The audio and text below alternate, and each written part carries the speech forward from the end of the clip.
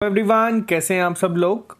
आज हम करेंगे नॉलेज ऑफ कंप्यूटर एप्लीकेशन का एक सैम्पल पेपर जो आपके जेकेएसएसबी पंचायत अकाउंट असिस्टेंट के एग्ज़ाम में कोशिश मैंने की है कि इस तरह का बनाया जाए जिसमें आपका सारा सिलेबस कवर हो। कुछ क्वेश्चंस इसमें आपके प्रीवियस ईयर पेपर से भी लिए गए हैं और कुछ क्वेश्चंस इसमें अच्छे लेवल के हैं, यानी कि ओवरऑल जो आपका टेस्ट का लेवल होगा या सैम्पल पेपर होगा ये जेकेएसएसबी को ध्यान में रख के ही बनाया गया है और 30 मार्क्स का पूरा ये सैम्पल पेपर होगा। तो आप लोग देखेंगे कितनी आपकी तैयारी हो चुकी है, कितनी आपकी तैयारी को और करना है। अपने वीक पॉइंट्स को नोट करते रहें और साथ में ही नोट करें कि सही आंसर क्या है और किस तरह से चीज़ों को आपको समझना है। ये सेशन हम एक बार पहले भी लेके आए हैं। अभी से एक हफ्ते पहले हम लोगों ने यही सेशन किया था GK with special reference to J and K का। अगर आप लोगों ने ये नहीं देखा तो इसका बहुत अच्छा रिस्पांस था। आप लोग इस आई बटन पे क्लिक करें, आपको ये लेक्चर भी मिल जाएगा तो आप इसको भी पढ़ सकते हैं। 30 मार्क्स का सैम्पल पेपर वो भी था और 30 मार्क्स का आपका ये भी है। टेक्निकली हम लोग ऑली बोर्ड की ऐप पे मॉक टेस्ट देते हैं, पूरा टाइमर होता है, उसमें रैंक दिखता है हम लोगों को, किस तरह से चीज़ों को हम इम्प्रूव कर सकते हैं। वो चीज़ें अलग हैं, ये चीज़ें अलग है। ये हम लेके आते हैं आप लोगों के लिए एक सेक्शन वाइज या सैम्पल पेपर बेस बना के। उसमें आप लोगों का पूरा 120 मिनट का रहता है जिसमें सारी सेक्शंस होती हैं, तो वो भी चीज़ें आप लोगों के लिए उतनी ही ज़रूरी है जितना कि ये। तो चलिए स्टार्ट करते हैं। जो लोग नए हैं वो चैनल को सब्सक्राइब कर दें ताकि आपको हर एक अपडेट मिलता रहे। तो चलिए बात करते हैं। तो जैसे कि आप देख सकते हैं अब अपनी स्क्रीन पे, ये है आपका नॉलेज ऑफ कंप्यूटर एप्लीकेशन का सिलेबस जो जेकेएसएसबी पंचायत अकाउंट असिस्टेंट का है। 30 मार्क्स की आपकी सेक्शन है, बहुत ही ज़्यादा इम्पॉर्टेंट है। किस तरह से इसमें चीज़ें पूछी जाएंगी मैं आपको इसका भी एक ओवरव्यू दे देता हूँ। यहाँ पे जो आप ये कंपोनेंट देख रहे हैं, 9 कंपोनेंट्स हैं ये, इसके सब पार्ट्स हम इसे कहते हैं। तो इनमें जो चीज़ें हैं वो आपकी बहुत बेसिक है देखने में, जैसे bringing computer to life, terms and abbreviation used in IT, input output devices, introduction and objective. ये टॉपिक देखने में बहुत सिंपल लगते हैं लेकिन इसके अंदर पूरा कंप्यूटर छुपा हुआ है। तो यानी कि आप ये मान के चल सकते हैं एग्जाम में आपको कोई भी क्वेश्चन पूछा जा सकता है, कहीं से भी पूछा जा सकता है, तो आप उसे चैलेंज नहीं कर सकते कि आउट ऑफ सिलेबस है। तो इसी तरह मैंने क्वेश्चन पेपर ये सेट किया है। तो चलिए स्टार्ट करते हैं क्वेश्चन नंबर 1 के साथ। पहला क्वेश्चन आपकी स्क्रीन पे जो है वो है आपका बेसिक। आप लोगों को पता है वैक्यूम ट्यूब्स कब शुरू हुई थी। वैक्यूम ट्यूब्स आपकी शुरू हुई थी फर्स्ट जनरेशन में। क्वेश्चन क्या पूछा गया है, अब आप इसे ध्यान से पढ़ें। आपकी वैक्यूम ट्यूब्स को वॉल्स क्यों कहा जाता है, तो ये आपको बताना है कमेंट बॉक्स में लिख के। इसका आंसर मैं आपको बताऊंगा। आप देख सकते हैं टेक्निकली जो हम चीज़ें पढ़ते हैं वो यही पढ़ते हैं कि वैक्यूम ट्यूब्स हमारी फर्स्ट जनरेशन में थी, तो हम लोगों को बस इतना ही याद रहता है। काफ़ी बड़े थे कंप्यूटर साइज में वैक्यूम ट्यूब्स यूज़ होती थी, फर्स्ट जनरेशन के बारे में इतना ही। लेकिन क्यों कहा जाता है इन्हें, तो इसका आंसर क्या होगा, तो इसका आंसर होगा आपका ऑप्शन नंबर बी। ये क्यों था, क्योंकि ये स्टॉप और अलाउ कर सकती थी फ्लो ऑफ करंट को, इसीलिए इन्हें कहा जाता है। आपने बहुत जगह ये देखा होगा कि फर्स्ट जनरेशन में ये यूज़ होते थे, वैक्यूम ट्यूब्स की जगह आपको वॉल्स भी दिखता था। लेकिन क्यों, तो ये इसका आंसर है। आई होप आप लोगों को आइडिया हो गया होगा कि किस तरह के क्वेश्चंस होंगे। तो चलिए नेक्स्ट की बात करते हैं हम लोग। इजी क्वेश्चन है, वर्ड प्रोसेसिंग टास्क जो एसोसिएट होता है changing the appearance of a document, तो उसे हम क्या कहते हैं। तो ये चीज़ भी आपको बता दूं, one of the most important है। आपको पेज लेआउट पे, फॉर्मेटिंग पे, अपडेटिंग पे, इन तरह के क्वेश्चन पे दिखेंगे एग्जाम में पूछे हुए हैं जो। और जो आपकी एक तो शॉर्टकट कीज़ हैं, उस पर बहुत सारे मैंने पुराने साल के पेपर देखे हैं, बहुत सारे। अगर आप 30 क्वेश्चन आप मान के चले, 4 से 5 तो सिर्फ आपके शॉर्टकट कीज़ पे थे। तो क्या होता है, क्या टर्म यूज़ होती है जिसमें हम चेंज करते हैं अपीयरेंस ऑफ अ डॉक्यूमेंट को, तो उसे हम कहते हैं फॉर्मेटिंग। तो इसे याद रखें, फॉर्मेटिंग होती है आपकी। क्वेश्चन नंबर 3 की बात हम करते हैं। Multi user systems providing cost savings for small business because they use a single processing unit to link several dash. तो अब आपको बताना है कि इसका आंसर क्या होगा। ये क्वेश्चन काफ़ी अच्छे लेवल के हैं। इसी तरह के क्वेश्चन आपके जेकेएसएसबी में भी पूछे जाते हैं, बिल्कुल बेसिक नहीं पूछे जाते कि जो ज़्यादा काम कर सकते हैं, जिस पे मल्टीटास्किंग होती है या मल्टी प्रोसेसिंग होती है, मल्टी यूज़र क्या होता है, ये सब नहीं पूछे जाते। इस तरह के क्वेश्चंस आपको जेके एसएसबी में भी दिखेंगे। इसी तरह का ही लेवल आपको ऑली बोर्ड के टेस्ट में भी कंप्यूटर अवेयरनेस का दिखेगा। काफ़ी टफ क्वेश्चंस आपको वहाँ दिखते हैं। तो क्या होगा इसका आंसर? तो मल्टी यूजर सिस्टम जो प्रोवाइड करता है cost saving for small business because they use a single processing unit to link several dumb terminals. तो इसका आंसर होगा option number C, dumb terminals. तो नेक्स्ट की हम बात करें तो ये क्वेश्चन भी आपका काफी इंपॉर्टेंट है। How many parts are consisted in a computer for information processing cycle? कितने पार्ट्स कंसिस्ट करता है computer for information processing cycle? अब इस क्वेश्चन को मैंने थोड़ा सा घुमा के पूछा है, आपको बताना है इसका आंसर क्या होगा। इसका आंसर होगा आपका 4 पार्ट्स। अब मैं जब आपको इसके 4 पार्ट्स बताऊंगा तब आप लोगों को जिनको ये नहीं स्ट्राइक हुआ उनको कर जाएगा। कौन से 4 पार्ट्स होते हैं इनके?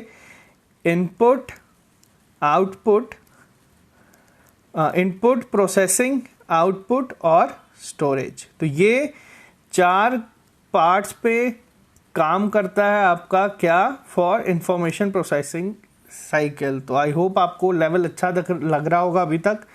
नेक्स्ट की बात करें, एक स्टेप और ऊपर टफ क्वेश्चन पूछता हूँ, उसके बाद इजी भी आएंगे। ये मत सोचें कि आप सिर्फ टफ क्वेश्चन चलेंगे। What is the name of interaction between touch screen and finger used in smartphone? आप लोगों के सिलेबस में इनपुट आउटपुट डिवाइसेस हैं। वो ज़माने गए जब आपसे पूछा जाएगा प्रिंटर क्या होता है, आउटपुट डिवाइस या इनपुट डिवाइस। आपसे ये पूछा नहीं जाएगा कि मॉनिटर क्या होता है, आपसे ये नहीं पूछा जाएगा कि आपका माउस क्या होता है। अब आपको इस तरह के क्वेश्चन ही दिखेंगे एग्जाम में, क्योंकि लेवल बढ़ रहा है। तो इनपुट आउटपुट डिवाइस के ही ये क्वेश्चन है।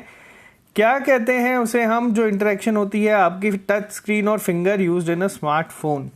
तो इसे हम कहते हैं post, WIMP, post Windows icons menu pointer. तो इसको आपको याद रखना है, या आपको एब्रीवेशन में भी पूछा जा सकता है, विंडो आइकन्स मेन्यू पॉइंटर। तो इसको आपको याद रखना है। तो ये बहुत इंपॉर्टेंट है अपने आप में। तो चलिए, बहुत टफ हो चुके हैं, एक और टफ देख ही लेते हैं इसी के साथ। How many types of user interface consist in a computer? Easy question है, आप लोगों को पता होगा कितने टाइप होते हैं यूजर इंटरफेस के कंप्यूटर में, कंसिस्ट इन अ कंप्यूटर। तो इसका आंसर क्या होगा? तो इसका आंसर होगा आपका 2 इंटरफेस।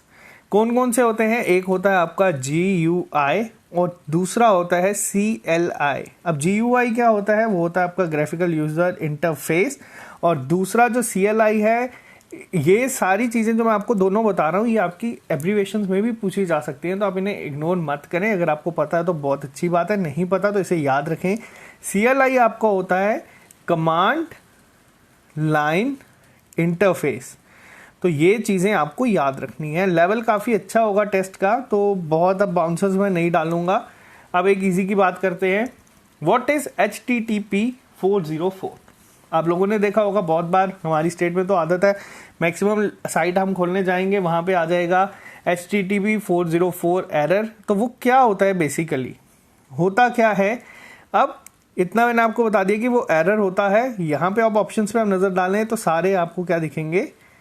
Error message. अब आपको बताना है कि वो किस तरह का एरर मैसेज होता है, क्योंकि मैंने आज टेस्ट का ये जो लेवल है खुद ही एक ऊपर रखा है ताकि आपको चीज़ें ज़्यादा सीखने को मिले। मैं ये भी डाल सकता था HTTP 404 होता क्या है, एरर होता है, बग होता है, इस तरह के ऑप्शन डाल सकता था, लेकिन नहीं, एक लेवल ऊपर आज चलेगा टेस्ट पूरा। तो क्या होता है बेसिकली HTTP 404? HTTP की अगर आपसे बात की जाए तो आपको ये भी पूछा जा सकता है एब्रीवेशंस में, होता क्या है? Hyper text transfer protocol. तो लेकिन होता क्या है? क्या वो एक आपका एरर होता है जो इंडिकेट करता है सर्वर ही फाउंड नहीं हो रहा, या वो इंडिकेट करता है कि ये परमानेंटली हट गया है, या इंडिकेट करता है फॉरबिडन, या इंडिकेट करता है सर्वर फाउंड? अब आपको पता है क्या इंडिकेट करता है? ये करता है सर्वर नॉट फाउंड। आप लोगों ने देखा होगा, आंसर है आपका option number A, page not found या सर्वर नॉट फाउंड, आप इसको किसी भी तरीके से कह सकते हैं। आपको ये चीज़ें एग्जाम में अब इसी तरह से पूछी जाएंगी और इसी तरह की पूछी जाती है।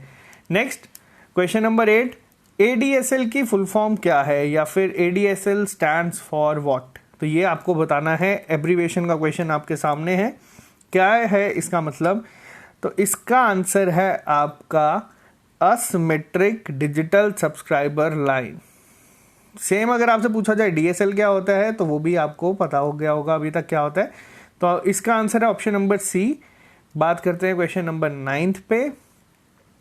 32-bit ऑपरेशन व introduce for the first time bye Microsoft in dash. अब आपको देखा जाएगा यहाँ पे चीज़ें, मैंने आपको सिलेबस में बताया कि माइक्रोसॉफ्ट वगैरह सब पे आपको क्वेश्चन पूछे जाएंगे। जो आपका एक्सेल है, PPT है, पावर पॉइंट है, एक्सेस है, तो इन सब में आपको मान के चलें 95% चांसेस है कि आपसे शॉर्टकट कीज ही पूछी जाएंगी। लेकिन अगर एक लेवल ऊपर, ये चीज़ हमने पढ़ी है विंडोज़ में, मैम ने आपको पढ़ाई थी, 32-bit ऑपरेशन जो है वो ऐड किया था, इंट्रोड्यूस किया था पहली बार माइक्रोसॉफ्ट ने, कब, किस विंडोज़ में किया था, तो ये किया था विंडोज़ 3.11 में, यानी कि ऑप्शन नंबर C आपका आंसर है।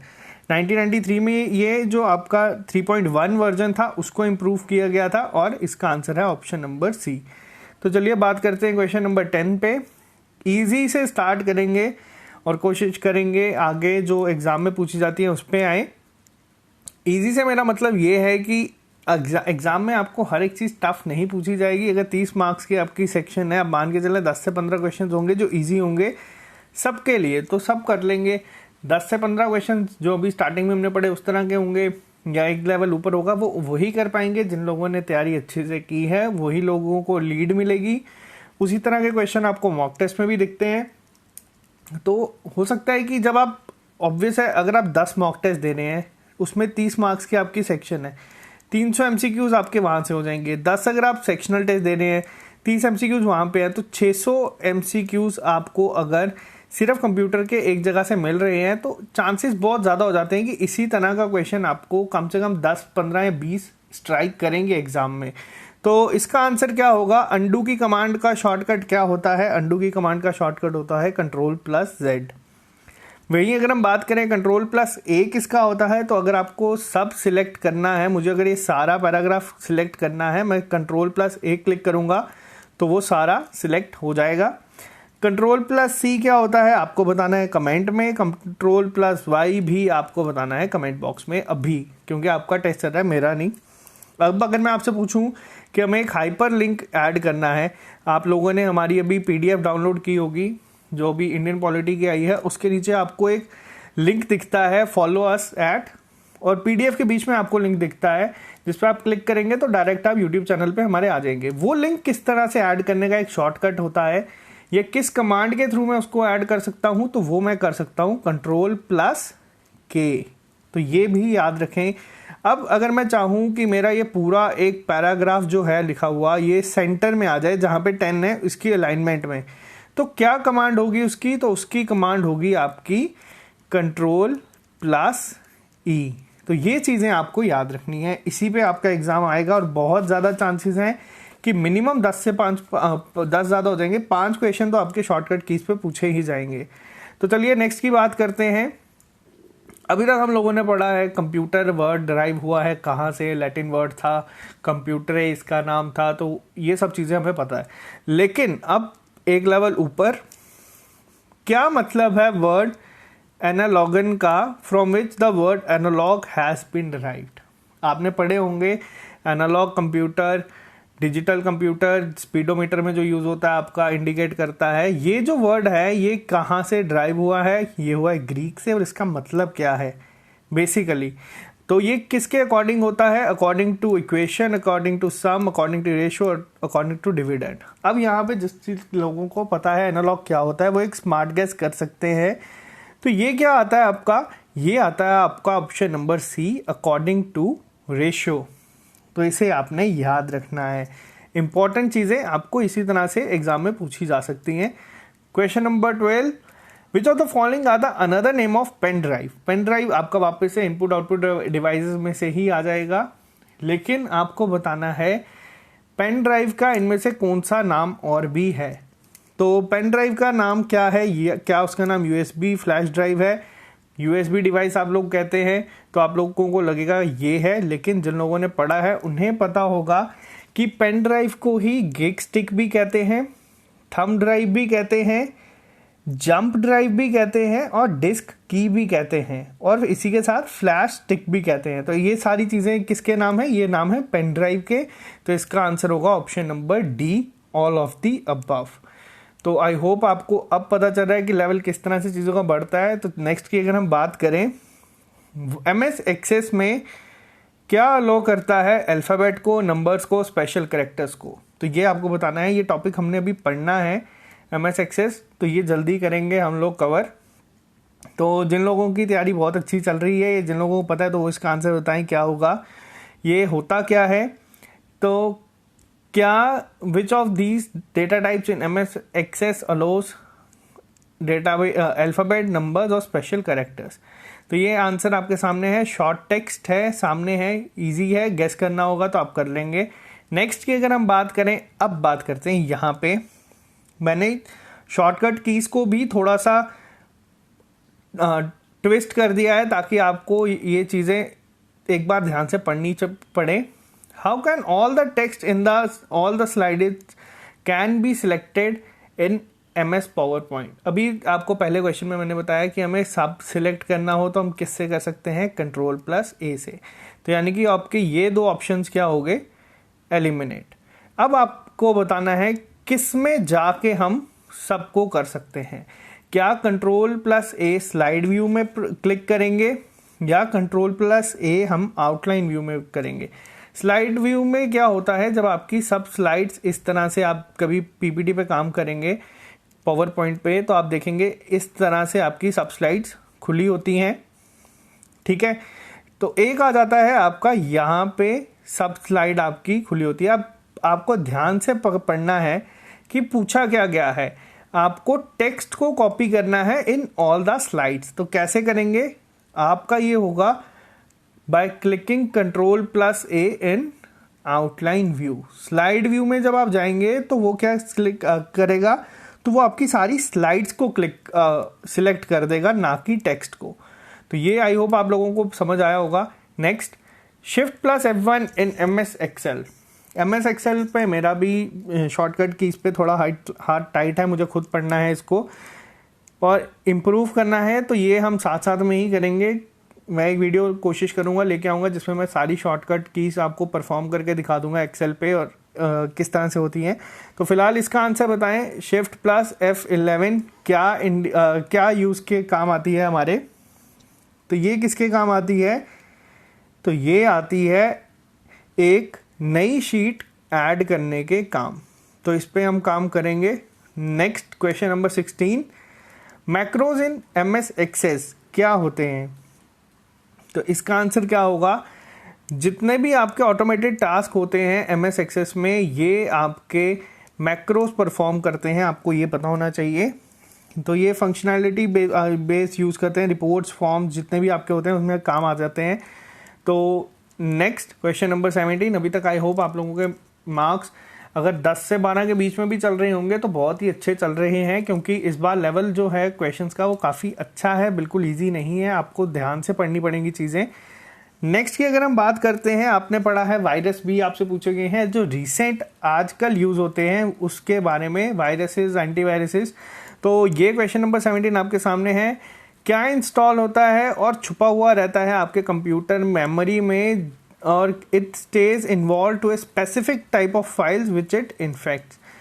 सबको इन्फेक्ट नहीं करता है, आपके सिस्टम में इंस्टॉल हो जाएगा, छुपा हुआ रहेगा कंप्यूटर मेमोरी में। कब एक स्पेसिफिक फाइल पे जाके ये होगा, तो ये कौन से होते हैं आपके वायरस?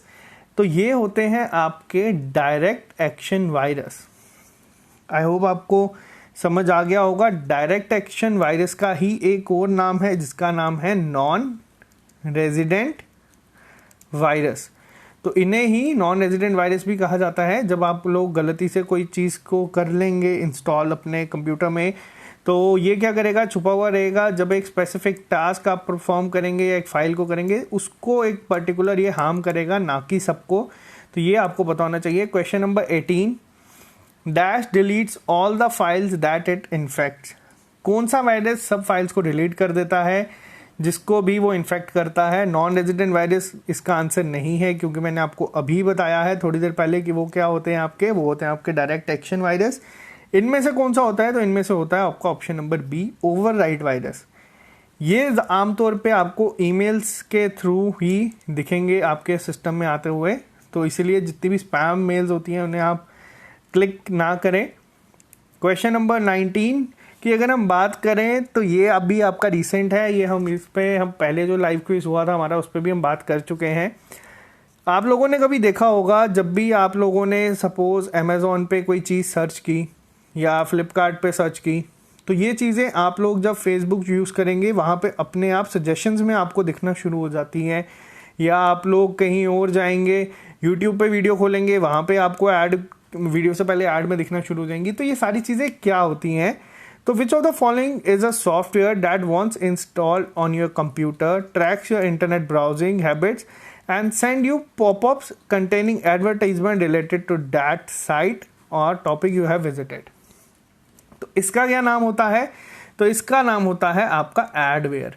ये मोस्ट इंपॉर्टेंट है, बहुत टाइम से ये क्वेश्चन अब एग्जाम में आना शुरू हो रहा है, क्योंकि आजकल का आपको देख सकते हैं ट्रेंड यही है, आप लोग कुछ भी सर्च करेंगे आपको फेसबुक पे उसकी रिकमेंडेशन शो होना शुरू हो जाएगी। तो इसका आंसर है आपका एडवेयर। तो नेक्स्ट की अगर हम बात करें, question number 20, dash is the action of recording the key struck on a keyboard. तो ये अब आपके आ जाते हैं जितने भी आपके लेटेस्ट टाइप के चीज़ें हैं, उनमें आप जितनी भी की स्ट्रक करेंगे ये क्या करेगा, आपका एक्शन को रिकॉर्ड करेगा typically covertly, so that the person using the keyboard is unaware to their actions and are being monitored.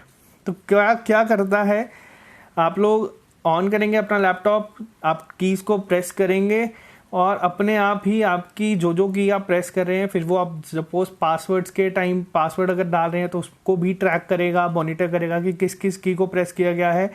तो आप इसके बारे में अनअवेयर होंगे, लेकिन ये चीज़ रिकॉर्ड होती रहेगी। तो ये किस तरह का आपका आ जाता है, तो ये होता है आपका की लॉगिंग। आई होप आपको ये चीज़ें क्लियर है। स्कैम पे, स्पैम पे हम बहुत बात कर चुके हैं, आज एक चीज़ ऊपर हम बात कर रहे हैं। तो नेक्स्ट की अगर हम बात करें तो नेक्स्ट है आपके सामने, इनमें से कौन सा फॉर्मेट है जो आपका ईमेल एड्रेस का एक करेक्ट फॉर्मेट है।